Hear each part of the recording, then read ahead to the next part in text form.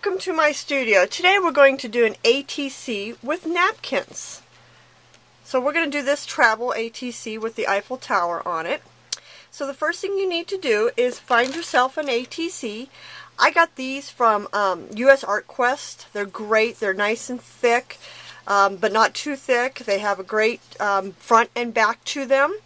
So the first thing I want to do is stamp the back with an ATC trading card title. And this allows me to put my title, by my contact information, my date, and the number of the ATC if it has a number.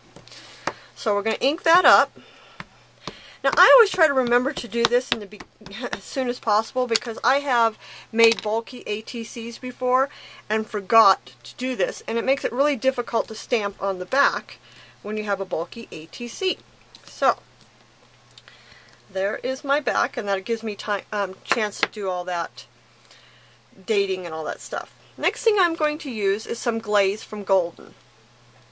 What's nice about this glaze is it doesn't put a lot of color onto your page. It just kind of puts a nice coating, but yet it doesn't totally, it's transparent, I guess is the word I'm trying to say here.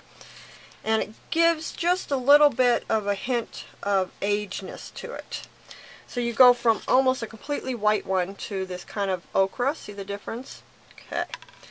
Now, I need some matte PPA, which is perfect paper adhesive. I like to put it directly onto my Teflon sheet here.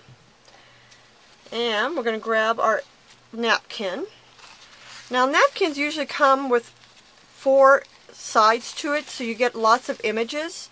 I cut out just the Eiffel Tower of this image, which leaves me a lot of other stuff to play with. So there's the Eiffel Tower. So I cut that out. Now, I'm going to take a paintbrush and my PPA, and I'm going to do just to the side here.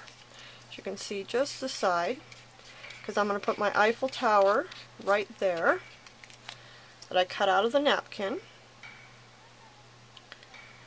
So, oop. There we go. Perfect. I like to smooth it out, get a nice look to it. And I'm not worried about it falling off the edges here because I'm just going to cut that stuff off here in a bit. No big deal. Okay. I'm also going to go into the same image and I'm going to cut those flowers out up on the top there. So, cut off the extra. And I'm not going to try to do it perfectly. I'm just going to get a nice skim around these flowers. Okay, so I'm going to make this one just a little different than this one. And when you do these, they have like 3 layers on the back of them of tissue. I want to get those 2 layers off so that I have just the printed part of it. See how the difference? This is just all white. I'm getting rid of that, and I want just this printed part. Clean this up just a little bit. Okay, I like that. And I'm going to put that up here in the top corner. Oh yeah, like that, like that. Okay. More of the PPA. I like to brush it on, that way I get a nice thin layer. Get that on there, nice and good. Lay that tissue right on top.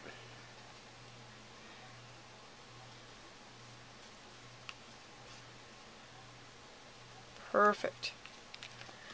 Now I like to go over it a little bit just so the edges get cleaned up with the PPA again. And this PPA is also from US Art Quest, and so are these napkins that I have here.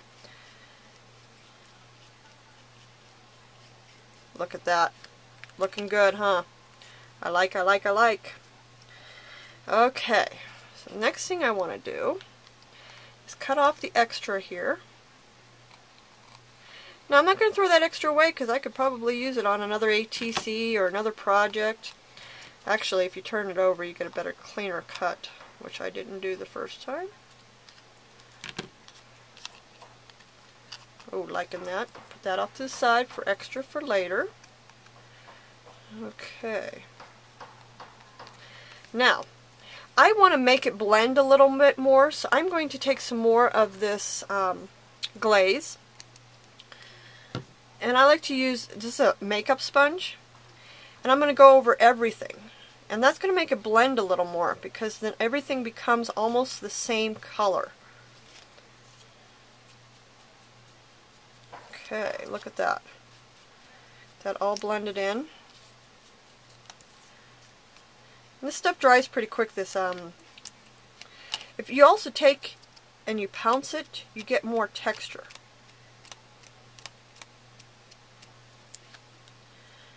Okay, I'm liking the way that looks. How are you guys liking that? Pretty cool, huh? Okay, let's give it a quick dry, just so I can go on.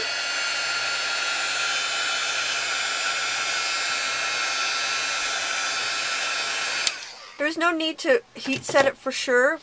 I just heat set it because I want it to dry it so that you guys can see the next step. Okay, next thing I'm going to do is take a really cool stamp here. This one happens to be from Hero Arts, and it's kind of a swirly one. This is the one I used on this one. I love this one. This one is from Napkins. Isn't that pretty? That's the one I used on this ATC. So we're going to use this one. Now I'm going to basically just stamp in this image that's left over on the bottom here. So I don't want to ink the whole thing, and I'm going to use Ruby Memories dye ink. So I'm just going to ink up the bottom of this. So about half of the stamp, as you see, about half of it. Okay. Now I'm going to go in and put that swirl in.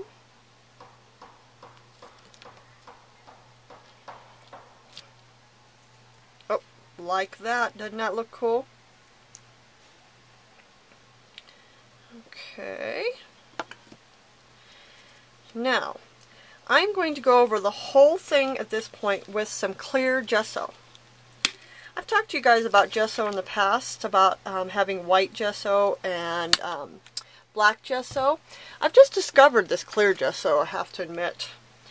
And it allows me to go over the whole image, and it seals the image. Also, it allows me to go on top if I want to put more stamps on it, or if I want to do another process. It kind of gives you a clean palette, almost a start over, but yet it's clear, so all the images in the back are still there. So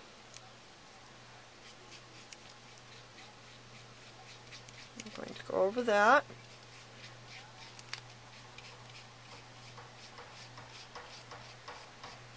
Now, being that the fact that it's clear gesso, it does dry clear.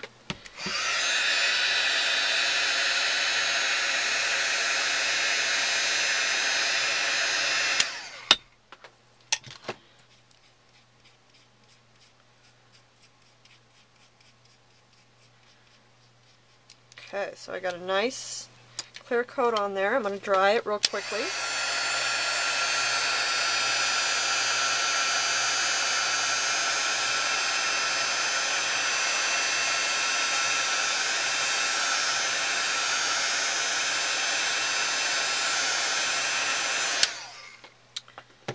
Okay, I'm pretty happy with that. I'm just going to let it dry up a little bit more, and that ATC's done.